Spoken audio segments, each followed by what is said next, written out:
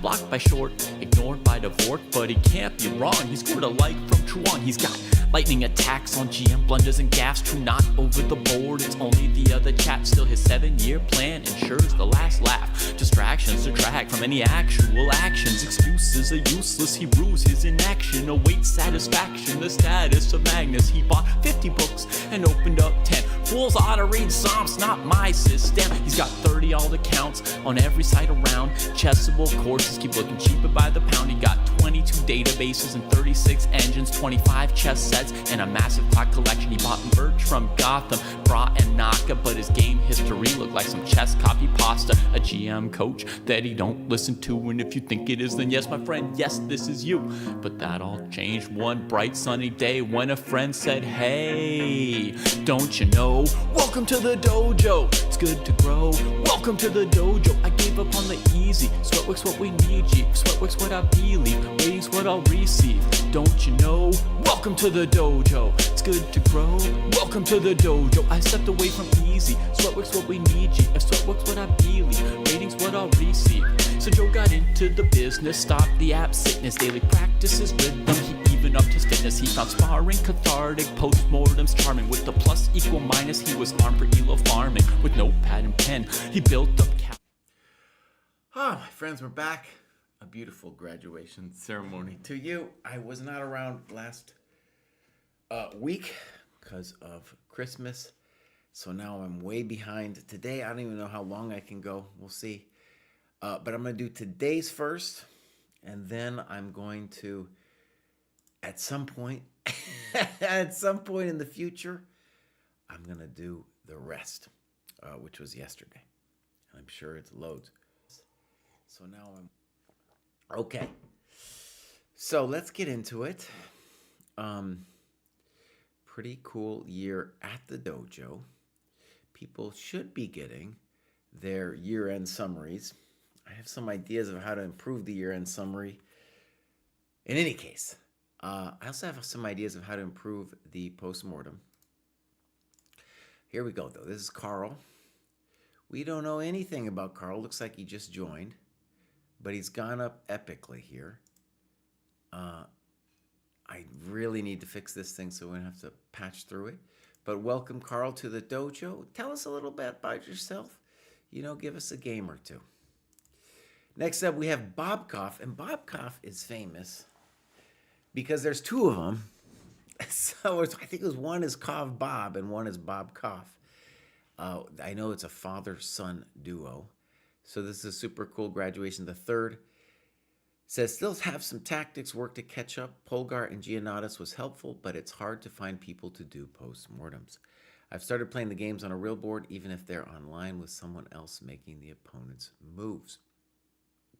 Yeah, that's great. And I also want to say, this new thing that we have going, the game and profile review, it is a beautiful thing, and especially this under 1,000 group. They're such a cool group of people. So I realize that would be an extra commitment, but anyone who's looking to really step it up in terms of their chess improvement, that is a great opportunity. Here we got Bobkoff. And as you see, just epic improvement here. So yeah, that's right. His dad is Cove Bob. And there's Bobkoff, looks like a young Nigel Short. And he got a little bit more serious about his training in December here. Let's see if we got any games from Bobkoff. We got at least one, but that's from a while ago. Oh, we got one here. It's 12:27. Let's go take a look. Okay, so 30 minutes, great. And this is just a beautiful thing here because you can see that the dojo player used their time and the white player initially used their time and then just completely stopped thinking. And this is just a good illustration of the fact that people find it hard to think in endgames, and they also find it hard to think for a sustained period of time. So you just look at it, you know, move 20 or so, the thinking cashes out here for his opponent. All right, let's go game review, and I probably have to fix the layout just real quick. So here, we're going to go Cove Bob. Here, Cove. Oh, that's not correct. I don't know what you did there. I don't know what you did there, buddy. There we go. Beautiful. Okay, so we are back to the front. Fine move. Beautiful. Fine. Weird. Right? Now, this is one of the reasons it makes no sense to study the openings when you're at the lower levels. Your opponents are going to do weird things, and you need to learn to just make principled moves, such as knight c6. Beautiful. I agree with you. Terrible move. Fine. Good move. e3, again, not developing. Good. Bishop f5. Great move. Castles. Now, I think castles here, what you do is fine. I just want to point out the bishop d3 would be a real winner. And one of the things to appreciate about bishop d3 is, I get it, you're moving a piece twice, but you're also preventing white from doing this, which is something he should have done long ago. Okay, I still want bishop d3. You play d4. Fine. Terrible move. And now you go for it with d3. Excellent. Exclam. Yep. Notice that he is understanding the dojo dogma. Namely, that he has got 4 tempi, and that's more than a pawn. Right? Cove Bob is here. Nice. Totally cool. That's Bobkov's dad. Maybe they're watching together. Okay, so here we go. Knight f4. He says only move. Now, really, it's not the only move, but it's true that that's the only place, if he were going to move the knight, that he could move. I guess he could also go to d4. d4 might have been better than this. But in any case, reasonable move. Maybe it's a little tricky because white should now play king h2. But bam, we got him. Beautiful. And let's just point out, they're just not thinking, you know? So this is just a beautiful thing. Now, knight h3 worries me. Oh, it doesn't really worry me. Maybe it worries me a little because I'm worried about getting shut out. So the safe move would be here, check. But okay. Here, king h2 maybe is a try for white. I don't know. Good. We're threatening mate, by the way, not just the rook. We're threatening queen g5. Check to the miserable king. And this is actually a little interesting. If king h2, I'm presuming maybe queen e5, snagging the rook. He goes here.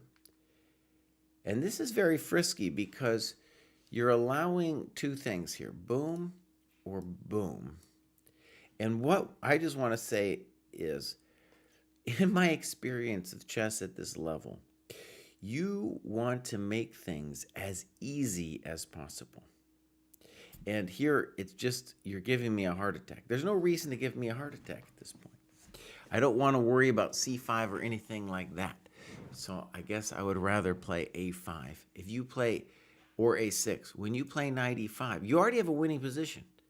But now you have to making me worry about both of those moves. Poor move. Thank you. Simple chess. Good.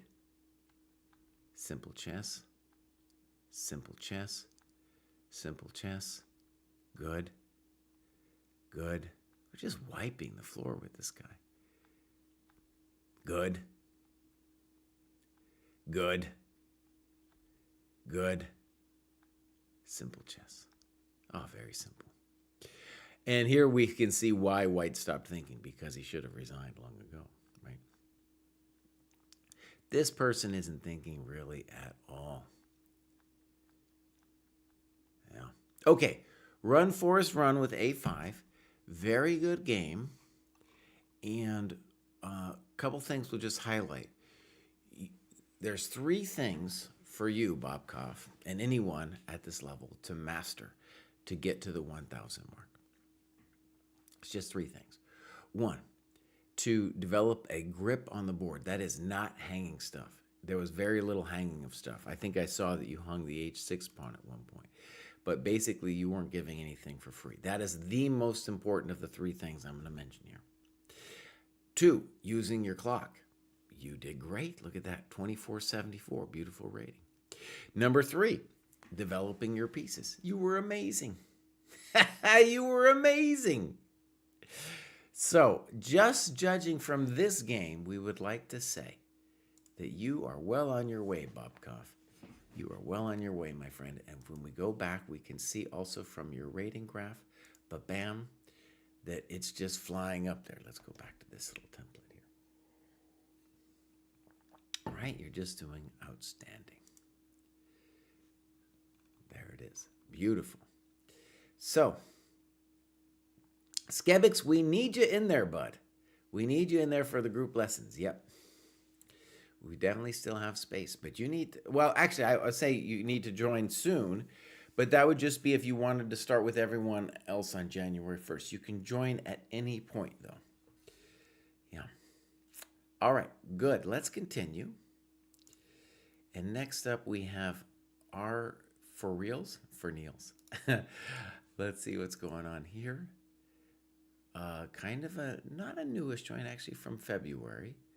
And they have gone up an incredible amount. We don't know anything about them, though. And they don't have any games. So our 45 Niels is a bit of a mystery, but whatever they're doing, they're pretty good because they are improving rapidly. Next up, we have Dominic Adams Chess. This is their second graduation.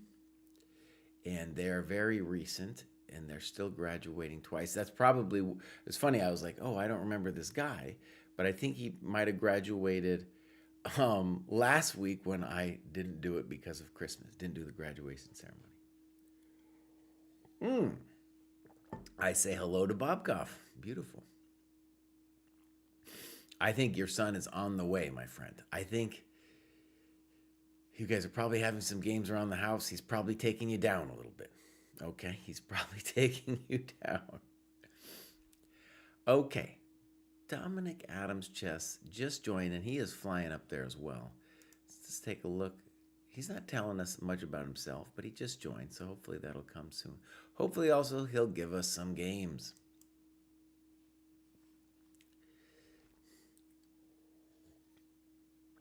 Great, Skebix. Next up, we have the Besson, and he is pumped. He did a lot of work too, and I just popped this out. IT engineer from Barcelona. He didn't find the book, How to Beat Your Kid at Chess. It's I think he means how to beat your dad at chess, but maybe that's a joke. I think it's a joke. And Bon Hobbit is my son. Oh, that's cool. So first of all, we're going to pop this out. Look at this. He has been here since June, but he has gotten religious about it recently. And that's just a beautiful thing when you see somebody really going for it and getting some nice progress. You can see he started in October, and that's when the game, when I say started, I mean he started really being religious about his study, and he's gone up quite a bit. Hit 700, had a slight decline, but that's good enough, right? We're going to give him a follow, ba-boom. He should say he's part of the Barcelona club or the Spanish club. We have those. And we got loads of games here from, well, let's see. Let's pick, I would normally pick the OTB game, but that's from a while back, so we want to pick this more recent one. So this is from the Round Robin Fall 25, number 11 tournament. Beautiful thing. Let's mark it as reviewed. I don't know if I remembered to mark the last one. Ooh, and look at that. Very nice time usage. I have a feeling this is the Dojo Round Robin. Beautiful way to get games of people against people at your own level here. So you can see Nico T is rated a little higher. Okay, first thing I want to say, I would wish for a couple more notes just in the beginning, but let's go to game review here. Good move so far. I like to move the bishop out before I block it, but I'm not going to say too many bad things about what you've done here. Fine. Fine. Fine. Fine. And this is a well-known position. Maybe this is why he didn't do it. This is usually called the collie opening.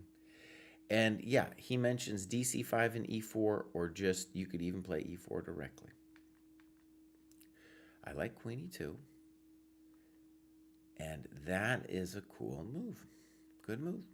So notice what he's done is that now cd can't be played because of e5. Now, for my, I don't know if I want to call it my money. Some people say for my money.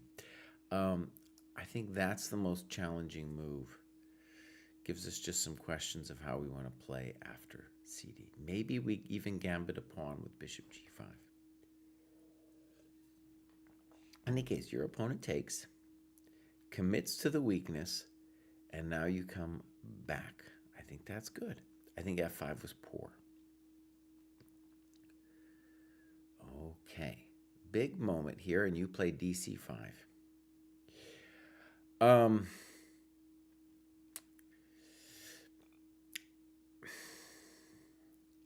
I think I'm going to be mostly okay with dc5, but in general, I don't know why we're doing it. This pawn is cool because it's really giving us this kind of thing here.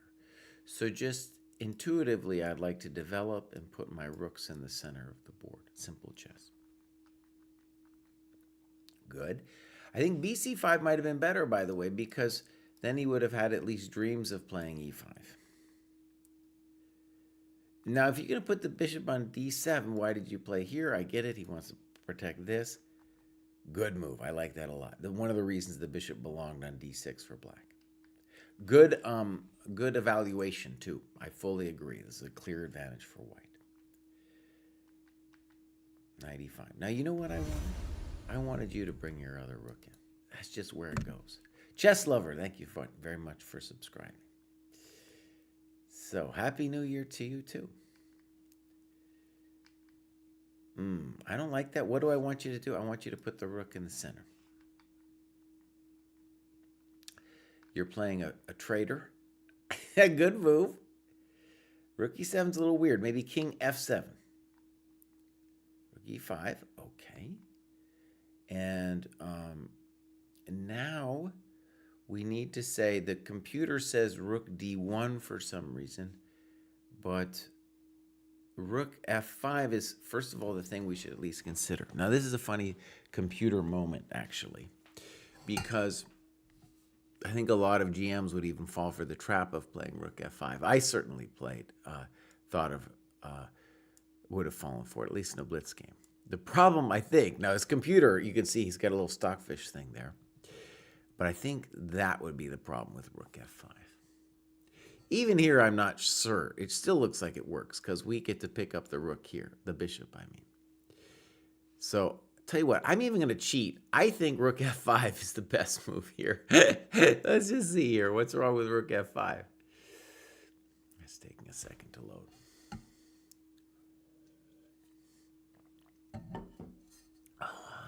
Just loves white positions so much after rook d1. What's wrong with rook f5? There's nothing wrong with rook f5. There's nothing wrong. Take the pawn. So let me just say something about the computers here. I don't care if you're a GM or a blah, blah, blah. The computer's seeing some fancy things after rook d1. The human move is to take the pawn on f5. Thank you very much. Okay. Now king f7. Now we should definitely play rook f5. He says he didn't see it. I get it. Poor move. Now, here's an important thing. If you did not see rook f5, that's fine. But this move is just putting the bishop in a position where it's doing nothing. What should you do? You should improve your king if you don't see rook f5. Now that's pretty frisky. I don't understand this, and I don't understand your notes either, because on f5 he could just take this thing. Thank you very much.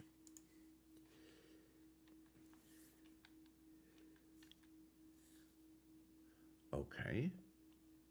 I don't understand rook h. I guess I understand it. Okay. Okay. Now we're messing up here. And actually, we're just going to say this move by your opponent, I don't know if it's a great move, but it at least has a good idea that you fall for, which is opening up his rook. I think right now you probably need to play like rook c5 and try to tell black that his rook is misplaced over there. Also, we really don't want to let this bishop come here, so what's going to happen is he's going to activate his rook, and then he's going to activate his bishop, and then all of a sudden we're in big trouble. However, we should never just hang our bishop with bishop e4. That's got to get a question mark. All right, so let's think for a half a second here. Bishop e4, very fancy, and I'm just going to admit it. I was like, that's a blunder. But you did have an idea. So let's look here. Boom, boom. And now rook h4 is what he plays. And there you might survive. So your move, by the way, your whole idea with bishop e4, I'm going to have to countenance. Very surprising, honestly, the bishop e4 move. It's just a stunningly good move, actually, bishop e4. Generally, when I'm doing games for under 1,000 and I see a move like bishop e4, I just assume it's a blunder. But actually, wow, what a great move. It's actually just a really, really good move because now if he trades, our rook is actually going to get activated. And so now we're better. Very beautiful. Very beautiful. So that, by the way, this bishop e4 move, that's a GM level move in a tournament game. You know, and here you're playing a 30, but I mean like a normal time control. Here you're playing what we'd call a rapid game with 30 minutes, which, you know, is the fastest we recommend for the people at your level. And you find bishop e4. I mean, that's a hell of a drug, man. That's an amazing thing. Okay, so now you're better. I don't know if that check actually helped him too much. In principle, I like this move, rook d4. Arguably unnecessary. Rook e2 would be maybe simpler. Because now the question is, can black get active? You go here. Very nice move. Good. Good. Wow, you're playing a great game. Good. Wow. Very impressive. Genius level. a4 is fine. I think d5 might have been playable there, but there's nothing wrong with a4. And now black blows it entirely with rook d5, and you took on e6, which is, can't argue. And then black is very short on time. Very nice game. You know, I just want to say, there was a couple things I didn't like, but in general, you played good chess and you found a really GM level move, bishop e4. Very nice. Very nice. Okay. So that is Delarada. I already marked it as reviewed, I think. Yep.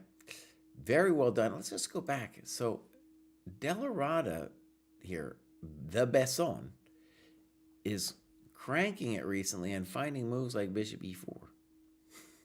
At some point, we got to do best moves of the dojo, and that's got to be in there. Bishop e4. Very nice. Okay. Next up, we have We're going to see this guy again, by the way. You know, we have I don't know how to say his name.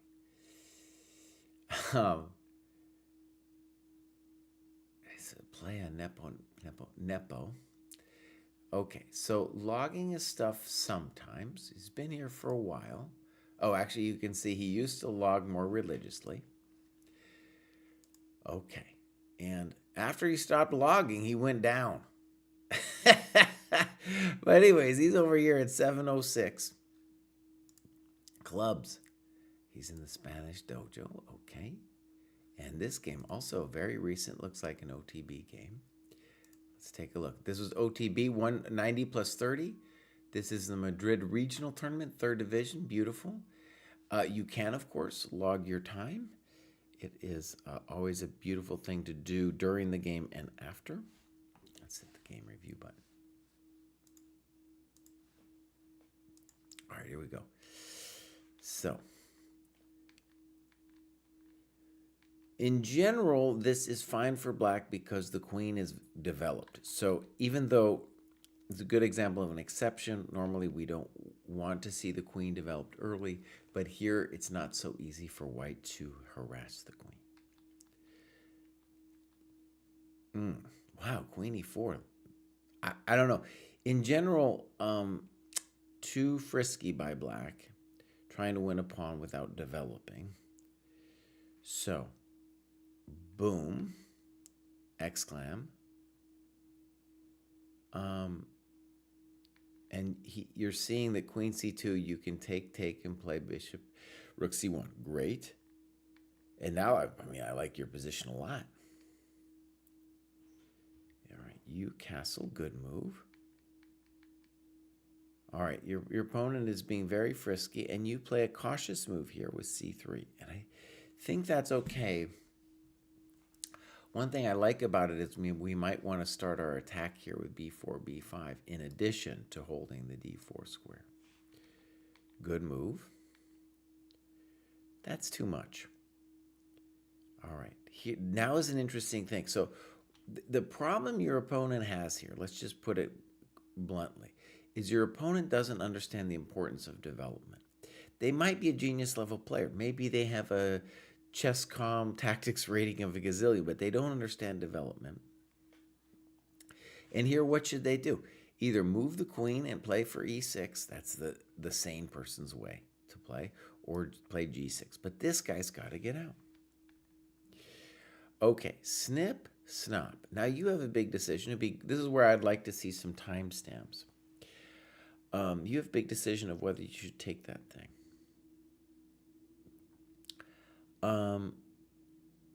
Because if let's play a move like queen c4, you have a massive, queen c4, you play queen d5.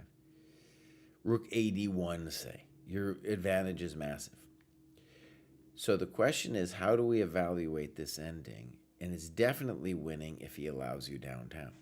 So the only move for black would have been king c8. And the plan for black, of course, would be if we take, then this is happening to us, right? And the problem for us in this position is like, well, wait a second. How do we actually get at the black position? Might not be so easy.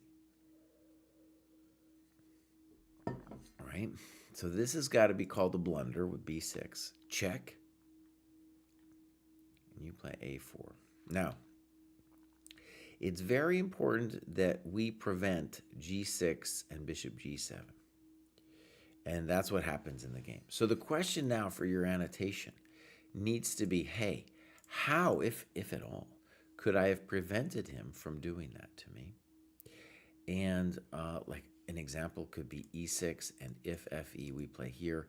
And the main point is just to say no. No, black. You will never break this pin over here. Okay, so check. We give black time, and he does it. And now he should have a defensible endgame. Notice here when you're in your commentary, you don't do anything. And I just want to stress, here would be a great time for me to see your timestamps too, because so many people stop thinking in positions like this, where actually things are going to become very concrete now. Good move. I don't understand a5. Black needs to find a way to activate the bishop on h8. I don't understand b3. We need to play king f3. Ooh, I really don't like that move. This is just making it harder to get the bishop out.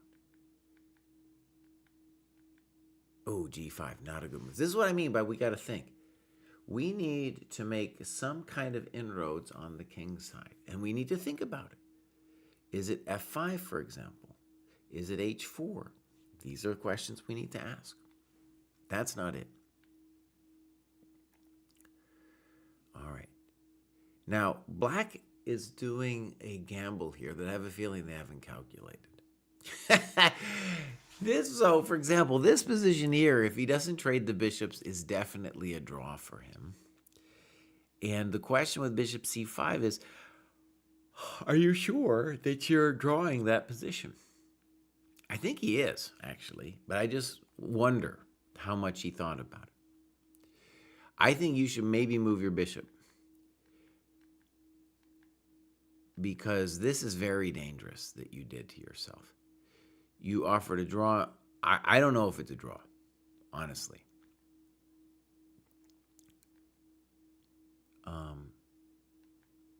Here, black plays c5. A fantastic blunder. A fantastic blunder with c5. Oh. Okay. So the question is, though, black is, first of all, let's just say the obvious. Black is definitely better. Was there any way that he could have messed with you? Now, the good news for you is you do have some moves to give with the pawn, so probably not. But that would have been the move. And you're correct in giving the notes. Yeah, okay. So we got ourselves a draw. Okay, good. He blunders, very instructive position. Oh no, and now you're winning. Beautiful. Okay, that was a beautiful thing, Ernesto, and you're doing well. I'm hoping that you can come back and give us some be more religious as you once were with the writing down of what you did. But that was a good game, and I honestly, so many games now that I'm seeing in the under 1000s seem to me like games like, oh, this could be a stronger game. I mean, a stronger player here. Yeah, he's playing the second German ELO Open and stuff. Beautiful. Okay, so ba-boom. Oh, let's give him a follow. And now we're moving on to JW, my third graduation. Since my last graduation, I gained about 180 points and then lost it all in a stretch where I apparently forgot how to play. Had to slowly grind some of it back to reach the graduation threshold, so I'm taking it as a win. Prioritizing tactics study and blunder games have been helping a lot. Okay, let's take a look. Oh, look at this. First of all, beautiful rating graph. Older dude. Ba-bam. Look at that. Very nice. JW, I definitely think you should take a look at our game and review class. It's not for everybody. I could give the recommendation, but I just thought of you because we got some people in their 50s who are going for it as you are. And so it's just really cool that you would have a group of people kind of with you there. Yeah. Okay. Clubs. Is he in the old dude club? He is. All right. JW is crushing it. So, ba-bam. And this was played a while back. But first of all, let's give him a follow. And then we're going to take a look over here. Dojo round robin in the fall. Beautiful. And we did a very nice time graph. And you're actually playing somebody who thought. And so in general, in the under 1000s, we see that people don't think. But when you play in the dojo round robin, the quality of play is generally going to be a bit higher. So here we go. Ba-bam. Now it says that there's 1,000 people watching, but I know exactly what that means. I've been at this rodeo before. That means that chess.com is hosting us on their site. So I'm very happy to see that amazing 1,000 number, but I know actually what it means. So there might be some people watching on chess.com. I'm glad for it. Now, a very fancy move from JW, B4. I don't want JW to be playing fancy opening moves here, but here he goes. And this is the fanciest move here. Now, he says he likes queen b3 instead, but I do know that that's a very standard move here, d4. And now d5 is a terrible move. And I get it. He is thinking that he is going to zing his opponent with queen a4, but he's missing the c6. Couple things. We really want to say that if you think you are going to win your opponent's piece, that would be the end of the game. Okay, so in that case, you really want to spend more time than, say, 36 seconds. Right? Okay, so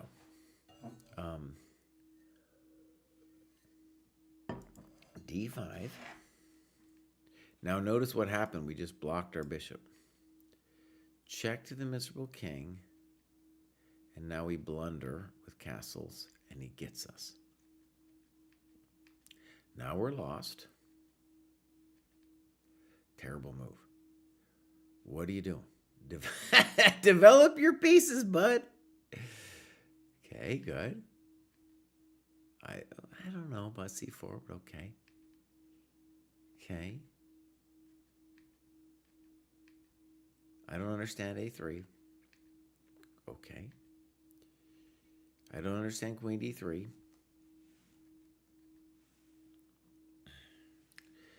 Okay. So the issue is this is a cool looking tactic, but really it's just going to force some trades after de and d6. And that's what he would like to do. So for example, when he does this, he just needs to go back, trades, and we've really just helped black out because he wants to trade stuff off.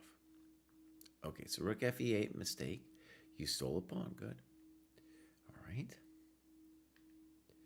He's going to trade some stuff off, good. Patient, we'll call that. a5, I don't understand. Good. And in principle, this is right. Yeah, queen b3, I think this is okay. He's obsessed. Clearly moving too fast. He needs to think for a little bit here. Maybe queen b2 could be a thought. So queen d1's a mistake. That's a mistake. And he's bullying us here. And then you resigned. Maybe this happened. This could happen, and this could happen. Okay, so I want to say a couple things. We have seen this many times at the dojo. The people under 1,000 are studying openings. And actually, just to put a story to it, I was on Reddit cruising around, and I saw some guy, and he was like, bro, I'm stuck at 600. I'm doing all this opening work, and I'm watching all these videos, but I'm not improving. And I'm like, bro, you got to join the dojo, man. You know, you got to join the dojo. Dojo would tell you, at this level, don't do any openings. It's going to actually make your life more difficult, as I think it did here for JW. It's going to make it more difficult, and the video watching might be fun, but it ain't going to help you. All right. Beautiful. Let's continue. That was JW. He is flying. Next up, we got Flosso. Flosso has done a lot of work. Let's go take a look. Yeah, 700. Beautiful. And they have kind of on and off with their login of stuff. We're going to give Flosso a follow. Tell us something about yourself, Flosso. Aus Deutschland. Das wissen wir. But otherwise, we don't know. Here's Flosso. It looks like this could be a OTB game. Seems like it. No, it's on chess.com. And here you see something a little bit more standard in my experience of the under 1,000 cohort, namely somebody playing way too fast here. Thankfully, it's not us. It's our opponent. Yeah. Okay. Fine. Fine. I'm okay with this move. Okay.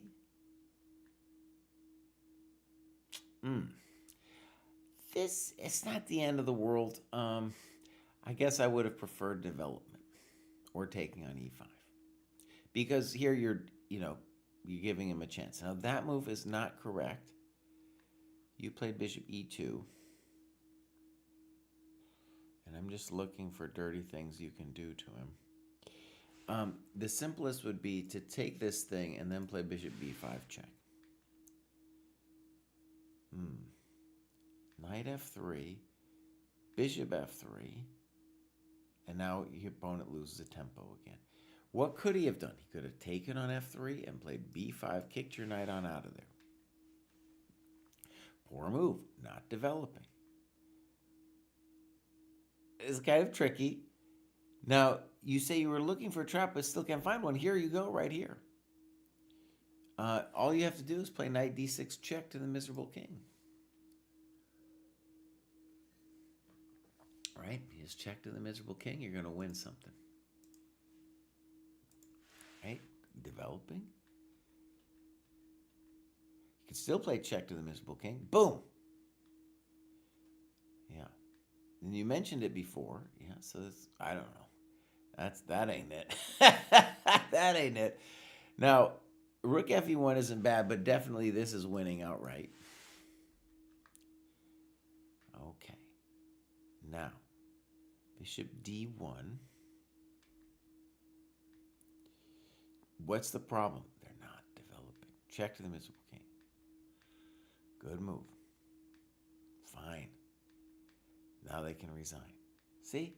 Chess is sometimes an easy game. This is now too fancy. So one of the problems we see with people at this level is after they win a piece, they often try to get way too fancy with the situation. There's no reason to be fancy in this situation, right? You give black 3-4 moves. He's still completely lost. There's nothing he can do. But then why are we giving him things? Here we're just giving him DE5. Why? Jens Chess, the knight on c4 wasn't hanging. I don't know if he saw this, but it wasn't hanging because of queen a4 check. Good move. Good move. Little weird, but okay. Good. g3, thank you very much. And he resigns. Okay, well done. I like especially that you took your time and your opponent, or you took more time than your opponent. That's what we want to see at the dojo, right? Okay, that's Floso from Germany. Tell us something about yourself, Floso, and get a little bit more religious here with the recording of ours. Next up, we have the option trader. Oh, I want to pick his brain. So he says, chess tactics for kids is not terribly interesting, especially without exercises paired with it. I get a lot from Common Chess Patterns course on Chessable, dedicated opening practice, not memorizing moves by rote, but simply setting them to understand why certain moves are preferred at certain times, has been incredibly useful in improving my game. The opening is everything, but only if you understand it. Spoken like an options trader. So, we'll see, actually. I'll tell you what, in general, I mean, I've heard this 1,000 times from people in under 1,000, and I've yet to look through their games and been like, oh, yeah, the opening's really helping this guy. I also have some problems with chess tactics for kids. And we get grumblings about it, not infrequently. But it's also loved by a core group of people. So, I don't know what to say there. I'm not sure what to say. We do review, actually, now is a good time for us to talk about it. We review all of the requirements in the dojo.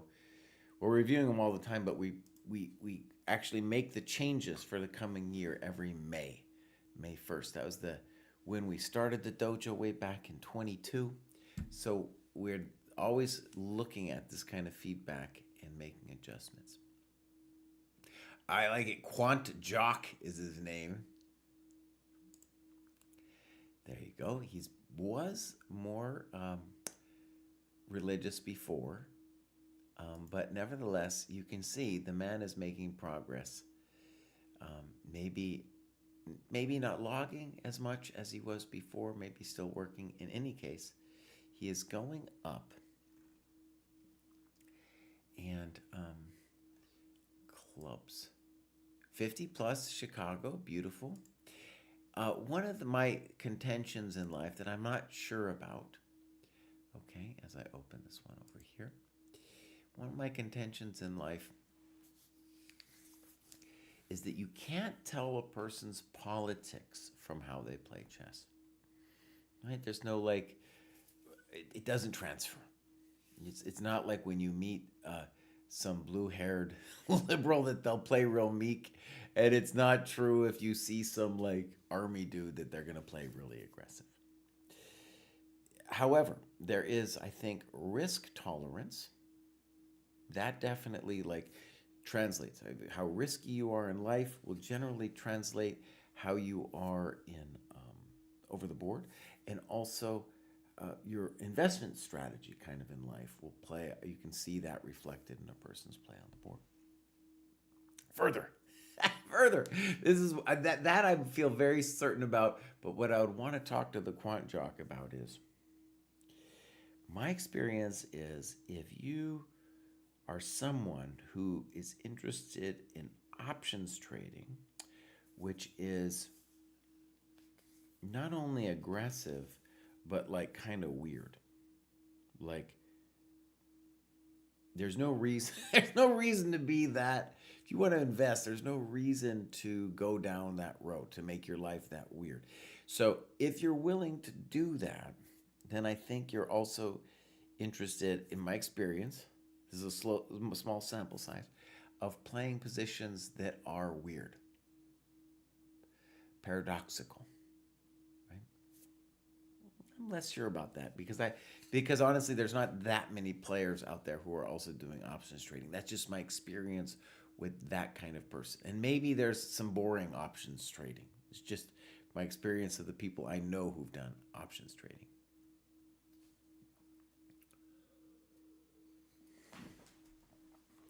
Can you expand on that? I have 3 kids learning chess now. You mean on the book, Chess Tactics for Kids? I'm not sure what you're asking. All right, let's get into options trader here. So, boom. No time. This is a 15 plus 10 in options trader. No, I don't do that time control. That is too fast. So I shouldn't have marked that as reviewed. Let's see if these other ones are also that fast as well. Oh, yeah. No. We need to do at least at this level is generally a 45 minutes game that is the minimum. Yeah, so these are all 15-10. Why do we insist on there being longer games? Because your mind needs the ability to think longer, even if you want to play blitz chess. Your mind still needs to be able to think slow before it can think fast. Yeah. Okay, so hopefully we'll get some games from the options trader that are a little slower. I want to talk to the man, though. I want to talk to the man about his options trade. Next up, we have Kimchi Head. Kimchi Head doesn't tell us anything. Looks like they began just last month. Might not have anything for us yet. And we got 1 game played in the 3rd of this month. Here's our time graph. One of the reasons too is that if a fast game, it's if you're gonna look at it and then I'm gonna look at it, you want to be thinking over positions where you actually thought, right? Whereas in a 15-minute game, you can't really think too much about it.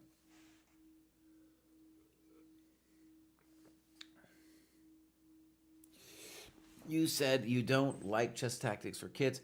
That's not what I've said. I'm just talking about some of the feedbacks we've got. I think a lot of people love that book. We wouldn't have put it in if people didn't love that book. And honestly, I'm not sure he's. Actually, I'm a little confused. Hold on. Hold on.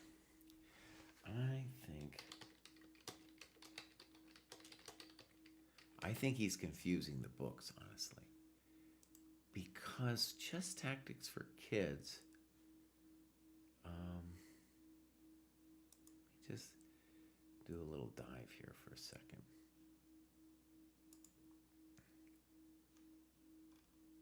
Da, da, da, da, da.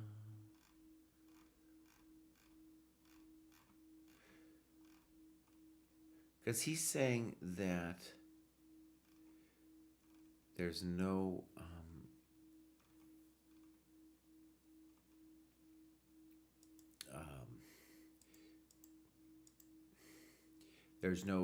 material paired with it, which makes me think he's actually talking about the book How to Beat Your Dad at Chess, which I had a problem with that one because it didn't have material paired. Whereas this one, I think, kind of does. Well, I'm just looking through it here. In any case, I think mostly people like that book. Murray Chandler. Murray Chandler also wrote the book How to Beat Your Dad at Chess. So maybe it's a little bit similar where there's not the same kind of volume of tactics in there. Yeah, so there is so just buyer beware. I think it's a fine book, but there's not that many tactics in there in terms of like here's a bunch of problems you need to do kind of tactics. Okay, so this is Kimchi Head. We don't like e5 because it's not a developing move. And now the bishop gets out, and now we have a little bit of trouble. In fact, we could lose our pawn here on e5. So bishop h3 is not a good move. He gets us. We lose the pawn. Good move by your opponent. I don't like that because it's not developing. Good move. Notice, your opponent has a problem now because he doesn't know to develop. I don't think that's necessary. The knight was a chump on b4 anyway. Now we missed that, and now we got this going on. He invites your knight in and finds castles. Nice move by him. Snip, snop, snip, snop. f6 is safer, but knight f6 is probably okay. Check to the miserable king. Nice move by your opponent. He's up a pawn. Oh, nice move by you. I think here he should consider knight d7. This is probably, well, king e8 is a little frisky because now bishop e5. So rook e1, blunder. And blunder by your opponent coming next. Here he should play knight d7. Full blunder e6. What's the main problem here? Let's return. He's not thinking. If the man had thought, he might not have hung this one, right? So we say it all the time. The key issue in the cohort at this level is they're moving too fast. Here you play this move quickly, but it's a good one. Morphy versus the Duke, rook d8 coming. So that was nice. Rook d1, very nice. Okay, that was well done. Next up, we got Tim. This is a huge week, by the way. So I don't know if we're going to get done today, which is okay. We can continue another day if we don't do it. Tim joined fairly recently. I don't think he's got anything for us. But welcome to the dojo, Tim. We'll give you a follow. And next up, Bert Squeaks. What's going on with Bert? All right. So, does Bert have any games for us? Also recently joined. Welcome to the dojo, Bert. I try to remember to follow people that graduate. Blunders Queens is up next. And he's made it to the 900 to 1,000 cohort. But no, wrong cohort here. So I think A lot of people are confused. Sometimes they see this like 1000 ChessCom. That is not 1000 Dojo. We have a universal rating system. So we're not quite there yet, Blunders Queens. So let me just check. All right, now we got OOJ. My second graduation since I joined the dojo. I don't log all of my activities, but still working on chess and improving. All right, beautiful. Now you notice this person is really doing it. They've put in quite a bit of work since their last graduation, and maybe, like he said, he's not logging everything. 943. So you can see here, Lee Chess 1628. It's a very inflated system, translates to 943. One of the things I just did, our dojo newsletter goes out every month, and one of the things I said that we need to do this year, big to-do list, is to fix our dojo rating translator. And I think I have a feeling the Lee Chess is even more has become more inflated since we did our last one. So this is Jürgen aus Deutschland. Jürgen, tell us something about yourself. We got some games here. This is the most recent. This looks like a daily chess tournament game. Now, the daily ones, I might try a different one just to see. If they're all dailies, I'll do it daily. But in general, I want to see an actual game. This is the Lee Chess Classical Club. Okay. Oh, look at that, my friends. So, now this time control, I think, is totally fine. It's weird. This 1560 is still a long enough time control. But what we're seeing here from the time graph is that people weren't thinking at all. So they actually gained time. And Jürgen, this points to a very important problem that you and others at your level will face, which is that people aren't thinking. Okay? So I'm going to probably, I and you will have spent more time looking at this game than you did playing it. Right?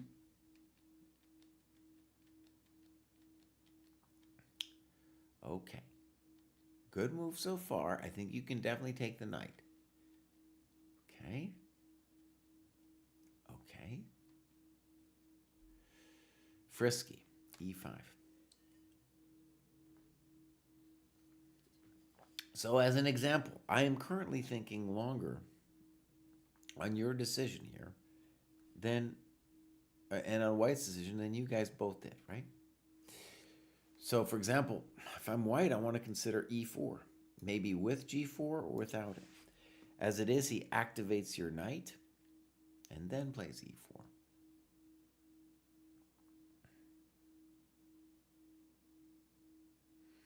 Okay. I think you should consider castling here. Let's look what you wrote here. Now notice you said you had some fears, but you only thought for a minute here when you had a gazillion minutes left.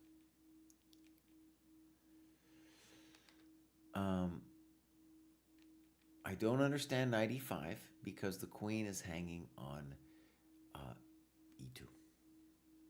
Right? Okay, so this is what we're talking about. We need to move slower. Okay.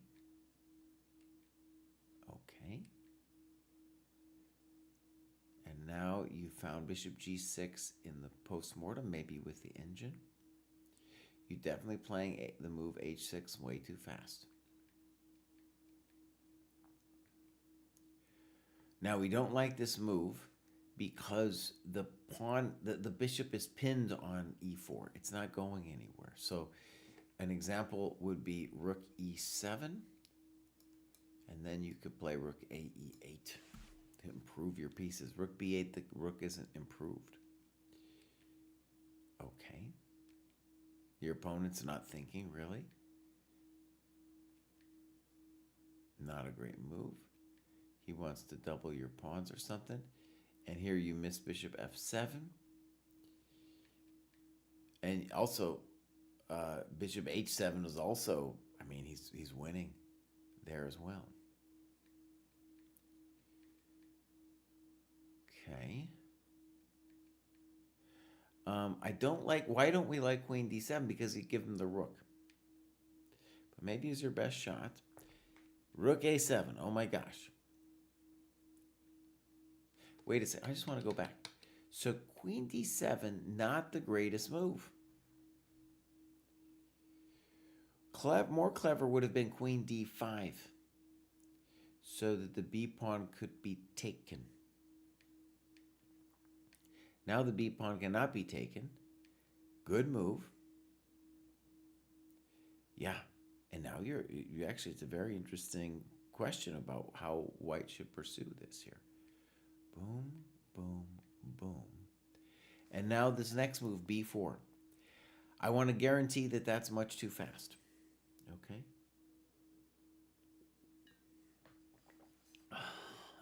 For example, you could consider bishop D2. Looks strong. Looks strong. We need to move slower. A3 doesn't make any sense. 9 seconds. 96. Bishop D2. You give it an exclam. Well, maybe, but bishop E5 is certainly a simple move that we could have also done.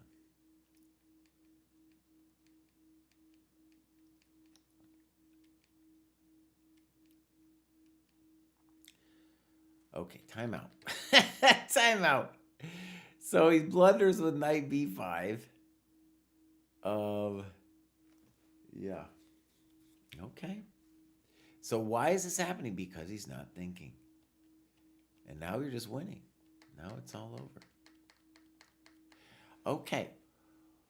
Good victory. And let me just say, you shouldn't feel terrible about moving fast. You should just understand that it's the reason why, one of the 3 reasons that people get trapped below 1,000. And of the 3 reasons, the hardest one to fix is not hanging stuff. And then the next 2, taking your time and learning to develop your pieces, are much easier to learn. This one, though, learning to develop your pieces, to get religion on it, is easier to learn than taking your time. Because learning to take your time is legitimately a hard thing because you are learning to think. Right? Okay, so that's Jurgen. And now we got B-Pie. And he says, a night rotation at work got in the way of regular playing and dedicated studying. I routinely did at least 10 to 15 minutes of puzzles every day, but didn't log that.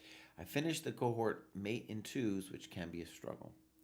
I'm really working on maintaining board vision and not hanging stuff, applying the tactical patterns I'm learning from resources and puzzles, but really trying to start and see how adding in attacking lines augments the tactical patterns. I hope to be more regular again going forward. I imagine I'll be hitting a strong plateau here soon. Okay, so there he is. He's reached 901. B-Pie did a lot of work to get here.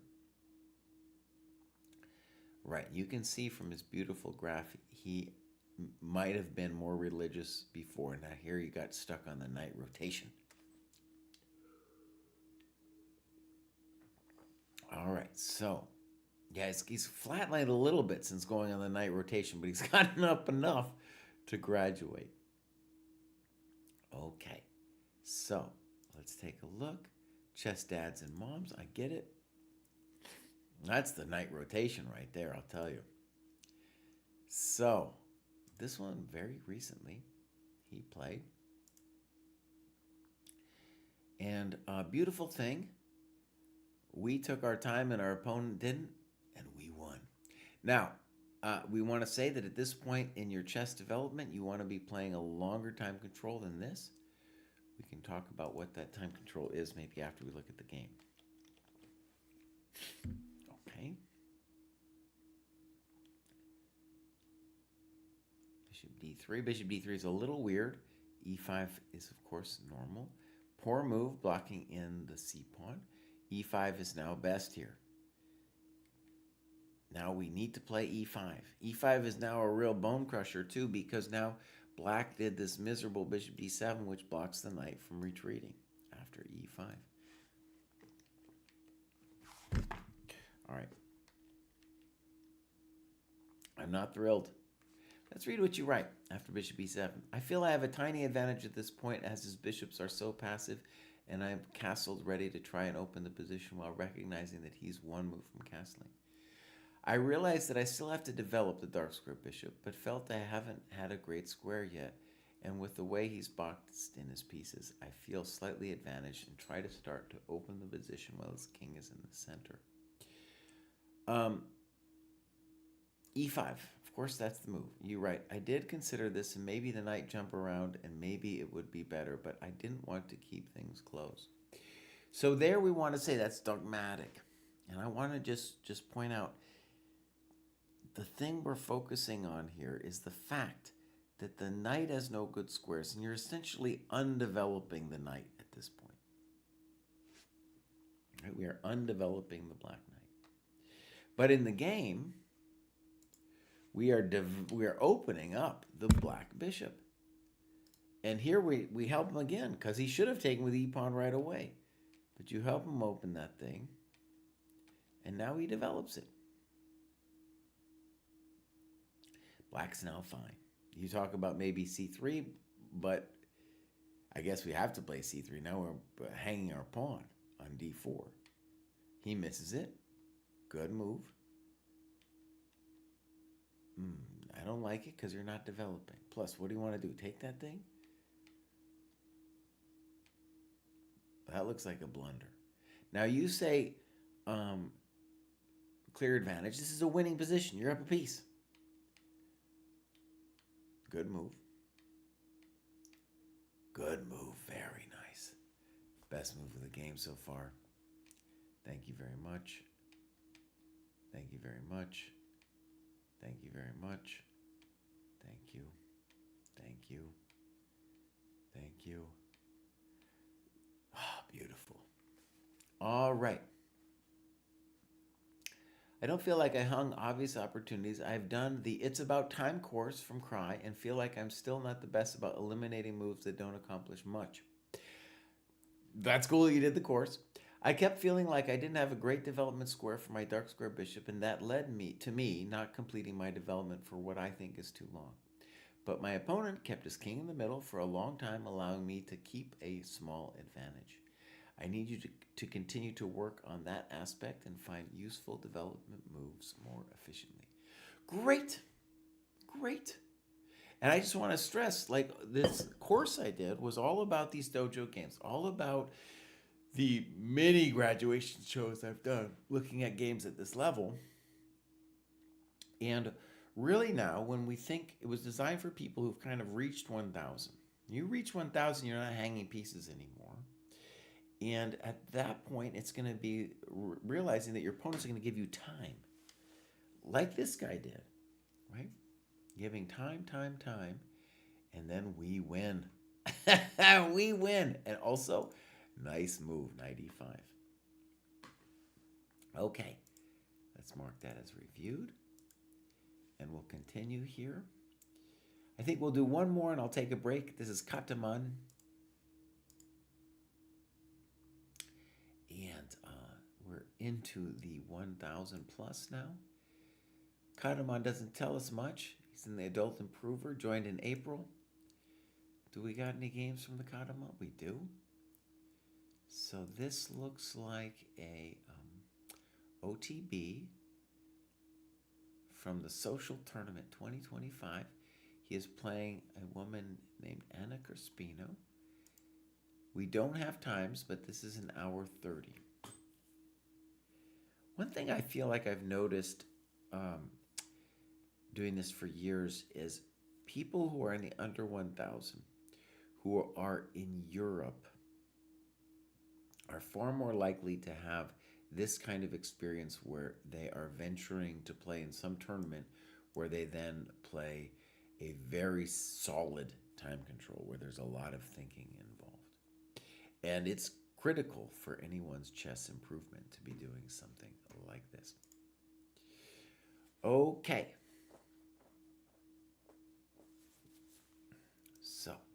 here we go. Let's actually switch to the game review format. And we'll get into it here. So fine move so far. Good.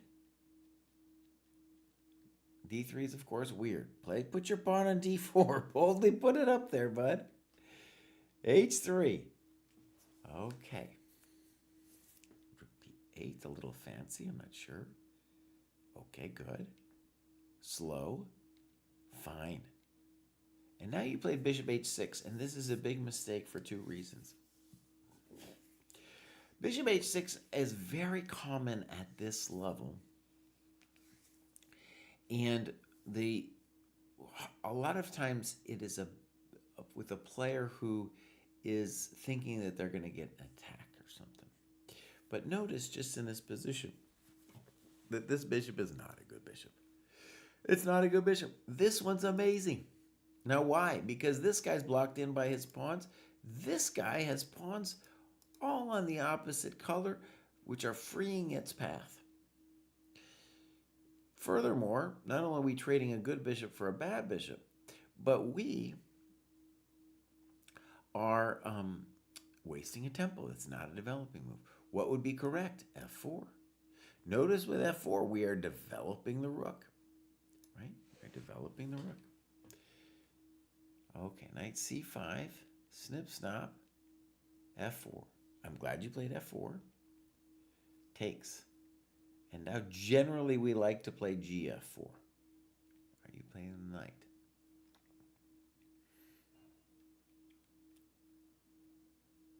Okay. Good move.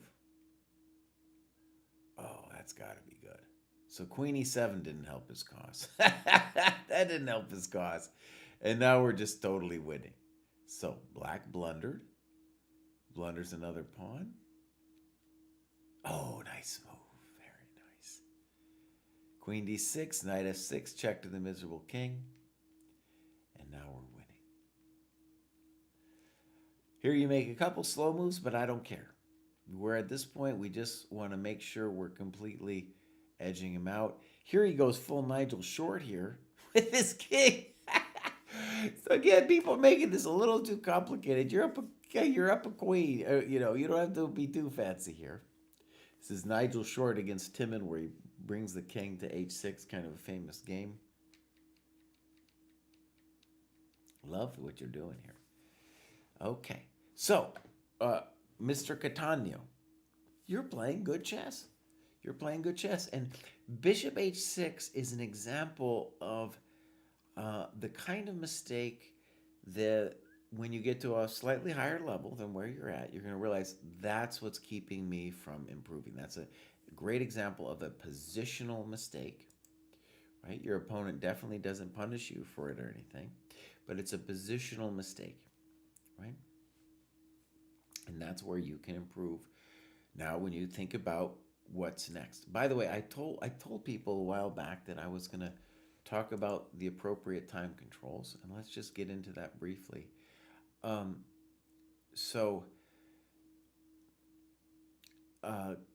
Kataman, first of all, let's go look at Kataman's training plan.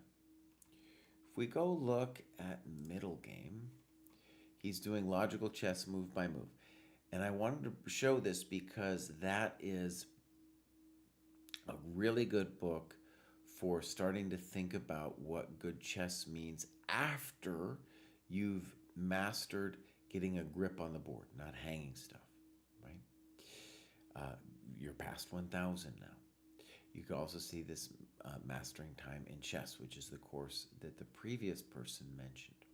Now, I want to get into games and analysis for a second. We're going to click on this, and we just want to notice, oh, that wasn't it. No, that's the annotation, excuse me. I wanted to have, where's the games? He has actually done 40 classical games, amazing. Here are our time controls. These are minimum time controls, and I just wanted to show this because earlier we had somebody who was over 800 still playing 30-minute games. So imagine we had somebody play, it was a weird time control, 15 plus 60, that was Jurgen. That would be acceptable for this level, just because 60 minutes is going to, extend the time you can think so much. But in general, these are the more standard minimum time controls that you'll see out there. Okay, my friends, I'm going to take a quick break, and I will come back after I get some coffee and stuff. Okay, and so check out this rap that my friend David Bruce wrote.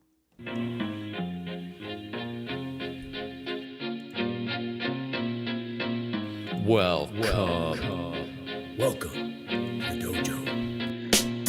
Check out Joe, he's a Reddit bro, likes to edit posts, and he starts to gloat when he gets the most of votes or likes. Yeah, he's really hyped, really psyched, cause the crowd is really tight and the work is really light. His training plan is the first thing your eyes see, cause he got more follows than my boy Eric Geisy. Opinions on Magnus, Hans, and Karyakin, who cheated who, which engine that he hacking. He got blocked by Short, ignored by Dvorak, but he can't be wrong, he scored a like from Chuan. He's got lightning attacks on GM blunders and gaffes, true not over the board, it's only the other chat. Still his 7-year plan ensures the last laugh. Distractions detract from any actual actions. Excuses are useless, he rues his inaction. Awaits satisfaction, the status of Magnus. He bought 50 books and opened up 10. Fools ought to read Psalms, not my system. He's got 30 alt accounts on every site around. Chessable courses keep looking cheaper by the pound. He got 22 databases and 36 engines, 25 chess sets, and a massive clock collection. He bought merch from Gotham,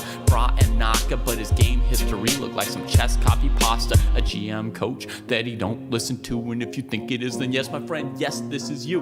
But that all changed one bright sunny day when a friend said, hey, don't you know, welcome to the dojo, it's good to grow. Welcome to the dojo, I gave up on the easy. Sweatwork's what we need, G. Sweatwork's what I believe, waiting's what I'll receive. Don't you know, welcome to the dojo, it's good to grow. Welcome to the dojo, I stepped away from easy. Sweatwork's what we need, G. If sweatwork's what I believe, waiting's what I'll receive. So Joe got into the business, stopped the app sickness, daily practices rhythm, he even upped his fitness. He found sparring cathartic, postmortems charming. With the plus equal minus, he was armed for elo farming. With notepad and pen, he built up calluses, escape rating paralysis with lengthy game analysis. With sensei direction, he sold his collection. Read one classic and that was fantastic. Now he locked to the spot where they checking off boxes. Young prodigies and some wily old foxes. 3.5 points per box, that's shocking progress. Goal nearing, cohort cheering, Joe doesn't hear it. He's monotasking, no relaxing, concentration maxing. One book, one board, one set, one thought. Work, work, never stop. One book, one board, one set, one thought. Work, never stop. Now occasionally, he peeps the world of the tweet and laughs when he sees the player that he used to be. Blank face staring, complex plans comparing while he's dojo training. Hours a day playing out positions, transpositions, and growing his board vision. Transition from poser to player, focus without a care. He leaves them complaining in his dust, staying with their week-old ratings. Blast past his week-old rating, each week's a new occasion. He never takes vacation, the work is entertaining, the growth he's maintaining. And now Joe is explaining, hey, don't you know, welcome to the dojo, it's good to grow. Welcome to the dojo, I gave up on the easy. Sweatwork's what we need, G. If sweatwork's what I believe, waiting's what I'll receive. Don't you know, welcome to the dojo, it's good to grow. Welcome to the dojo, I gave up on the easy. Sweatwork's what we need, G. If sweatwork's what I believe, waiting's what I'll receive. Welcome to the dojo. Welcome to the dojo.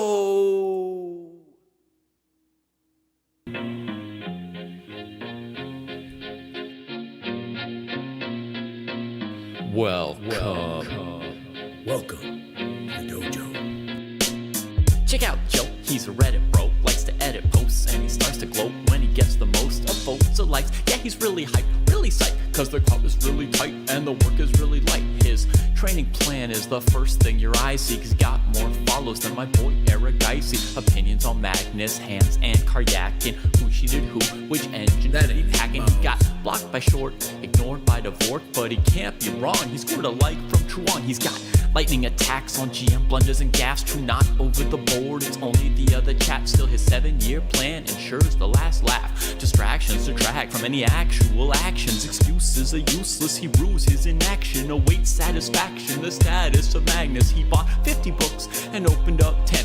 Fools ought to read Psalms, not my system. He's got 30 alt accounts on every site around. Chessable courses keep looking cheaper by the pound. He got 22 databases and 36 engines, 25 chess sets, and a massive clock collection. He bought merch from Gotham, Bra and Naka, but his game history looked like some chess copy pasta. A GM coach that he don't listen to, and if you think it is, then yes, my friend, yes, this is you.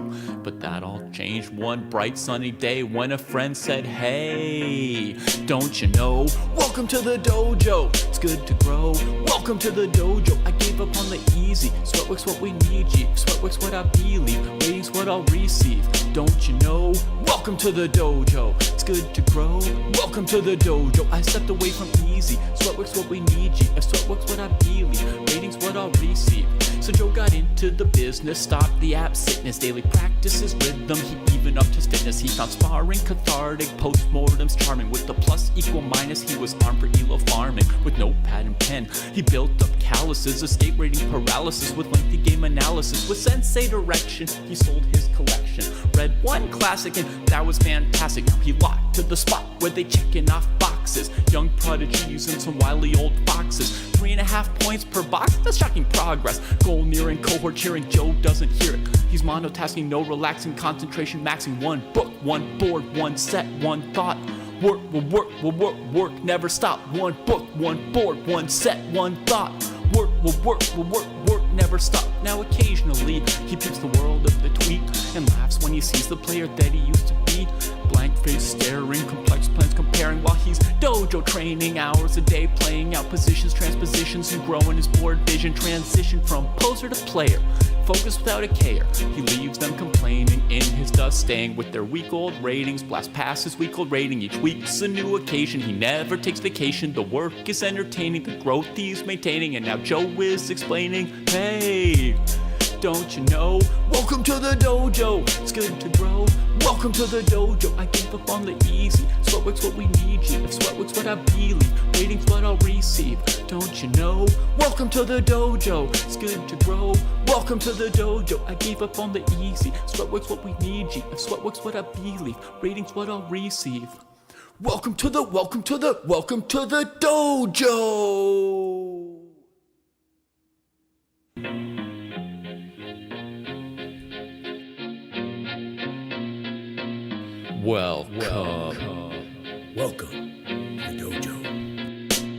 Check out Joe, he's a Reddit bro, likes to edit posts, and he starts to gloat when he gets the most of votes or likes. Yeah, he's really hyped, really psyched, cause the crowd is really tight and the work is really light. His training plan is the first thing your eyes see, cause he got more follows than my boy Eric Dicey. Opinions on Magnus, Hans, and Karyakin. Who cheated who, which engine That did he ain't hack? And Mouse. he got blocked by Short, ignored by Dvorak, but he can't be wrong. He scored a like from Truon. He's got lightning attacks on GM blunders and gaffes. True, not over the board, it's only the other chat. Still his 7-year plan ensures the last laugh. Distractions detract from any actual actions. Excuses are useless, he rues his inaction. Awaits satisfaction, the status of Magnus. He bought 50 books and opened up 10. Fools ought to read Psalms, not my system. He's got 30 all the... All right, my friends, here we go. We are back at it. I got myself a delicious little tea.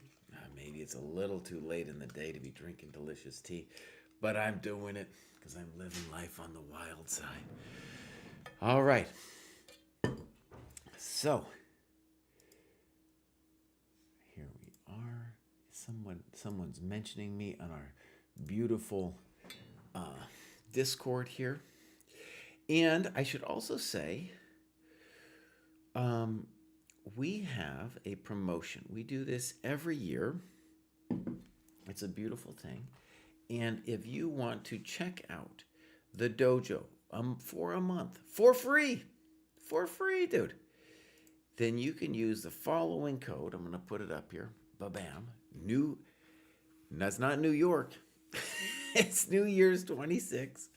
You use NY26 when you sign up, and you can get a free month of the dojo. And the idea is very simple, is that we are very proud of the site, and we know that in years past, maybe people have seen it and been like, dude, this site isn't doing it for me yet. We're building it all the time. We're making it better.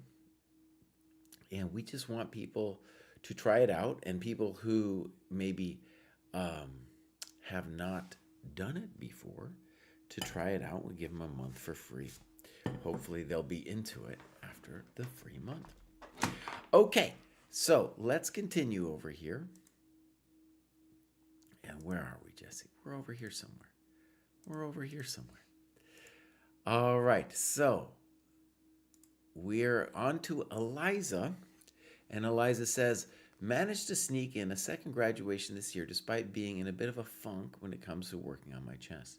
Showing up for the weekly game at the local club and replacing Instagram with chess.com puzzles whenever I get itchy for a screen time fix has managed to be enough to pull me through this cohort.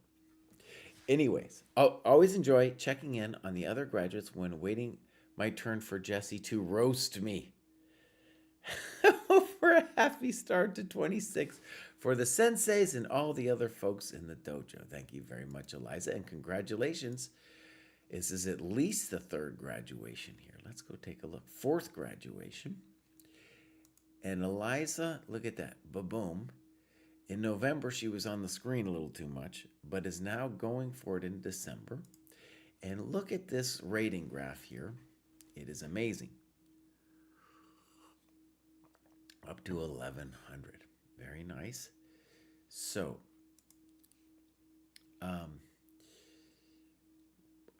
remember Eliza quite clearly, and it's been a little bit of a while, since September, I think it shows, where she last graduated. So, Eliza's got Seattle. Beautiful. It's funny, I have I have the terrible Alexa on, and I think it was responding to my saying Eliza and gave me a little boom. All right, games. Let's roast her. It's time to roast. So this was played earlier this month. And here we don't have a time graph. Again, we can always do it even if it is a OTB game like this one looks to be. All right, here we go. Game review. She says she doesn't feel comfortable. As long as you develop your pieces, you are going to be fine. Good, good, good. You're doing great. You're doing great. Your bishop is now out. The bishop on c8. Good move. Good move. Now, bishop g6, I don't love because we're giving up a tempo. You do something kind of clever here. You're saying to yourself, oh, I'm going to open up the rook. And controversial, I kind of like it from a, let's call it, from the perspective of just wanting you to be active. I like it from that perspective. We want to say that you're probably now, though, going to have to spend another tempo getting your king fixed. So it's not clear this is a full win. But again, I want to stress that I like that you are thinking about getting your pieces active. Very frisky from white to go that way. Good move. Good move. So notice you're doing some great things where you're saying to yourself, well, I want to open my rooks. And your opponent now is taking forever shuffling their pieces all around. Now, you could do a variety of things in this position. I don't like knight g4. I think a pawn storm with c4 followed by some kind of b5, b4 looks a little bit more interesting to me. Okay, but you can tell this is because you're obsessed with the rook coming out. And now what is interesting is on h3, it looks like you did have an idea here, and that was to take, and now the knight can't recapture. But maybe it's not that big of a thing. Probably isn't for white to have to take back with the pawn. Terrible move. What's the main problem? It's not developing. Queen f4 check. Knight. It's like, excuse me, it's a long day. Usually the king's on c1. Here it's not actually check. But queen f4 is a good move. That's a nasty move. I don't know what he should do, but that isn't it. And now b5 was played. Very frisky. Could you have played knight e4? I think you could have. I think you could have played knight e4. Yeah, looks very strong to play knight e4, and we're also getting your dream of the rook involved. b5. Knight d3. You said thank you very much. So notice b5 was just like, it's way more complicated than it needed to be. Rook c2. Knight d4. I don't know. This isn't going well for us. Now white is fine. Now he's totally fine. Knight b6. b3. Now b3 is honestly at least a well-intentioned move because he's getting your knight out. But I think it's true that this is a good move. With two threats, the knight c3 threat and the pawn on f2 threat. Now, this next move is a mistake because now white is inviting your rook in. And here, of course, you should trade. Notice, though, now that even though you're up a pawn, the dogmatists in the room would say, hey, buddy, I don't know if that's actually an extra pawn because it's hard to see how you're going to turn that into a passer on the king side. Good. Okay, I don't know about h6. Knight d7 feels weird to me.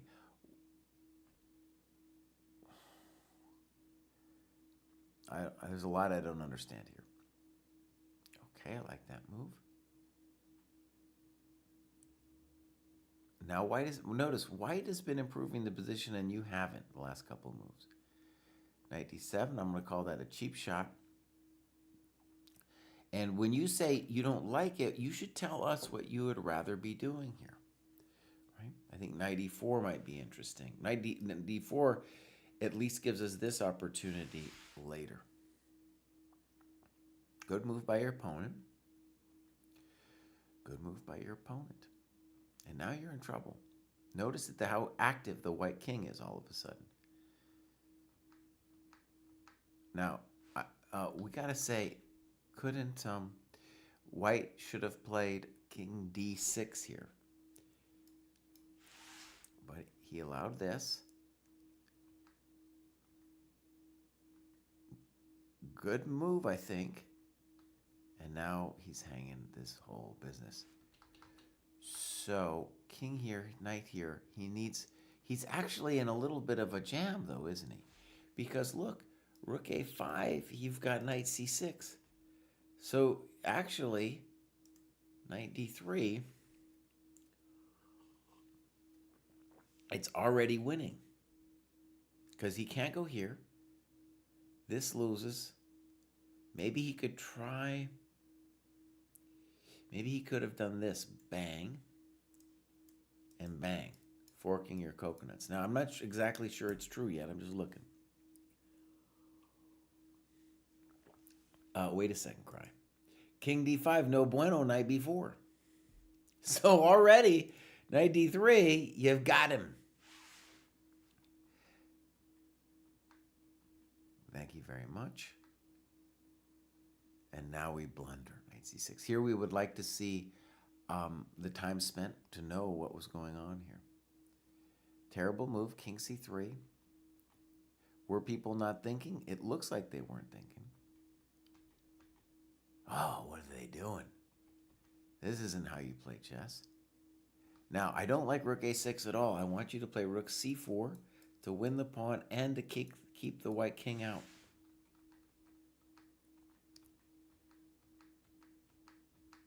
In any case, we are winning this position with ease, and you did so. Very nice, Eliza.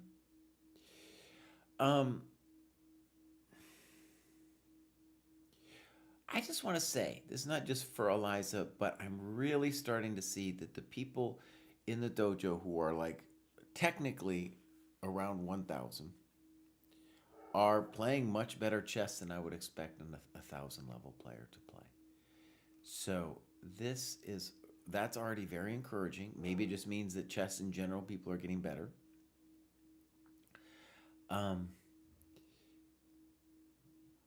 And what we want to say is you're not hanging too many things. Here you're making your life too complicated with b5. That might be an example of something to work on. Simple moves. Knight e4 was nice, but you could also just take the pawn directly. Thank you very much. Right? Okay. Well done, Eliza. I didn't roast you too bad, I think. Next up, we have David Holmes. I'm really enjoying the structure in Dojo. I hope that the plus minus equal pillar is burned into the software one day, as I have not found it easy using Discord for this purpose and do want to interact with others in my cohort. I totally agree that we haven't dialed it in that well. However, we've just started the Game and Profile Review group, and while that is an extra cost, it really is giving us the space to do a structured plus minus equal, especially the equal. So we're having a group, they get together, they look at their games with other people, they look at their own training strategy, and then they meet with a sensei, right? And then they rinse and repeat. So one person is up every week, and they look at their games, ask the questions, what's going on, and then they meet with a sensei. I've done this for about 1.5 years, and now David and Kosti are going to be joining me doing it, along with a bunch of other people. That begins January. It will be going on nonstop, and I believe there's still a discount on that. It's not like a full month like the dojo is itself for the January, but that's definitely something I encourage people to check out, especially people who are rightly criticizing our site for making the plus minus equal not so easy. It is a very hard thing that was hard for us to understand at the beginning, that engineering, social engineering, is a hard thing. Some people, by the way, in the dojo have been very successful in finding people to work with. They go on Discord and they talk and they ask who can look at this with me, yada, yada. Some people, I think this would be, if I was a user too, though, are saying like, David, like, dude, I'm having a hard time with this because I'm not an extrovert. You know, I'm not just out there being like, hey, let's go hang out or something, you know? Yeah. Okay, but let's look at what's going on in David Holmes's profile.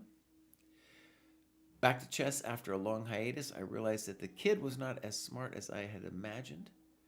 I want to get better, enjoy the journey, and make it a permanent part of my life, and make chess friends along the way. Beautiful stuff. He is at 1194. So we got some games. Here we go. This one very recent. We'll start with a little time check. And here we go. Playing the randos online, they're going to move too fast. That's exactly what happened here. Okay, so mark this as reviewed. And I'll probably have to stop after this because I can hear life happening in the background. All right, so you see a lot of beginners play this. It's not the worst thing, but it does not help them in their chess development to play this way because they're not going to get a sense of where the pieces move intuitively when they're just playing a setup. This is fine. Fine. Rook e8. I'm going to call rook e8 unnecessary. You could play e5 directly, but good move. Queen c2 looks a little frisky to me. Fe seems important to throw in, and then probably e5. It's actually already a slightly difficult position for white. Now, here we get frisky with knight d5, and I want to say, whether we end up liking this move or not, I like that you spent a long time thinking about it. Yeah. So, rook e1 does not look correct to Mundo.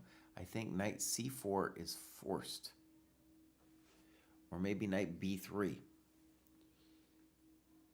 So good move. Good move. And now you've got a winning position. Very well played. And now you said, all right, I'm going to take it. And now let's pin it. Oh, such a beautiful position here now. Simple chess. Okay, queen d2. Good move. I don't know where he's going. Knight f2. No idea. This is the first move I disapprove of. Right? because you're blocking your bishop.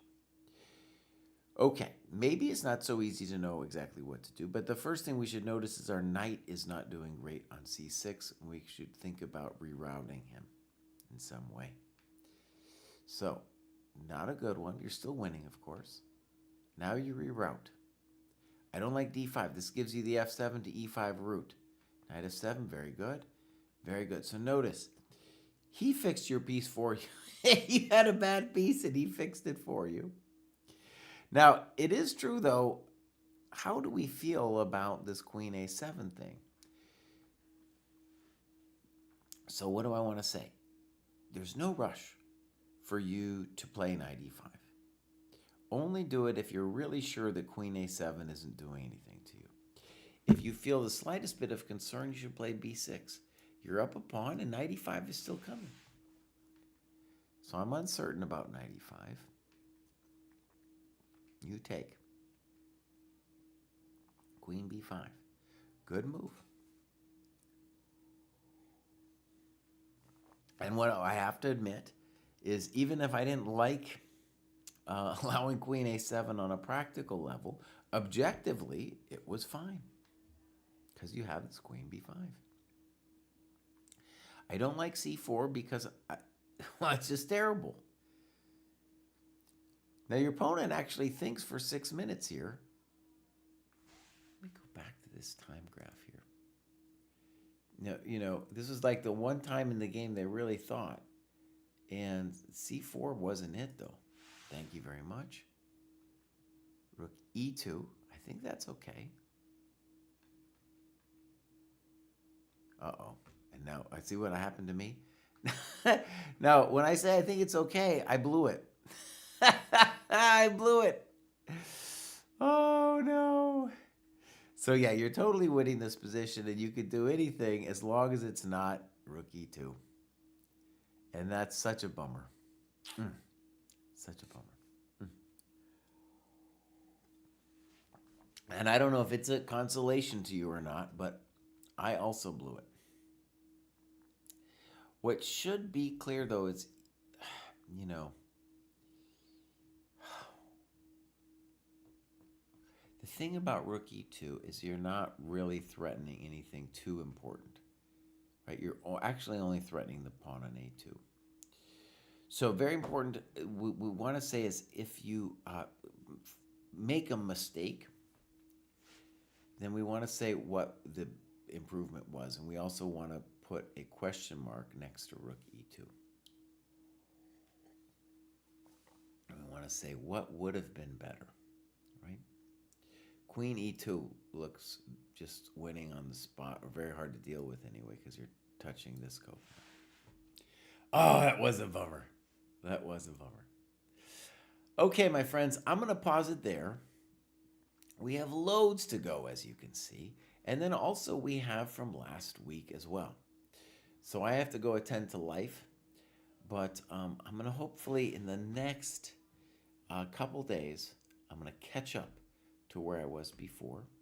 And I'll just end by making a couple announcements. And we're also we'll check in if Kostya is playing his tournament.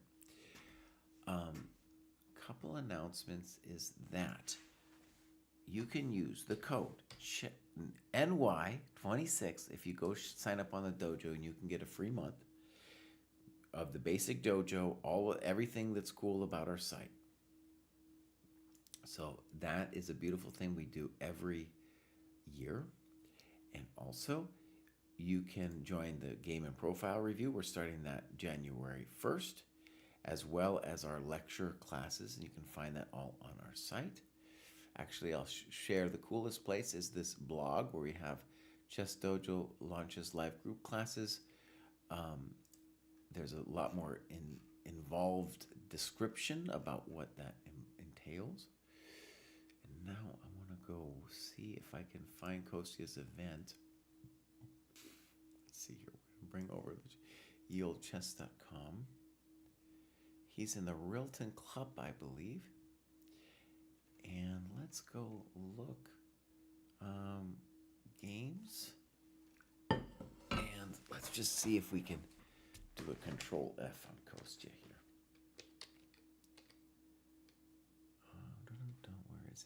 I missing it? There he is. So let's just see how he's been doing. He's playing WIM today. And yeah, he lost against Christian Bauer. He's having a bit of a rough tournament. You can see, though, that in round 4, he still had a shot at, he's going for a GM norm and having a rough go of it, drawing a 2191 last night.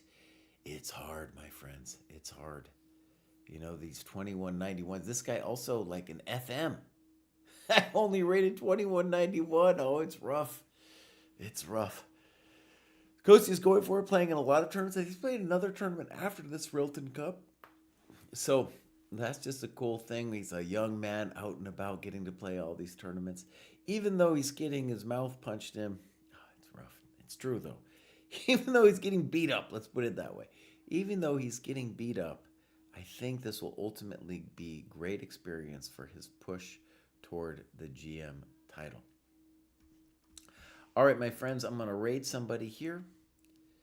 And who are we going to raid? Let's look. We got loads of people. Here's somebody. I have no idea who they are.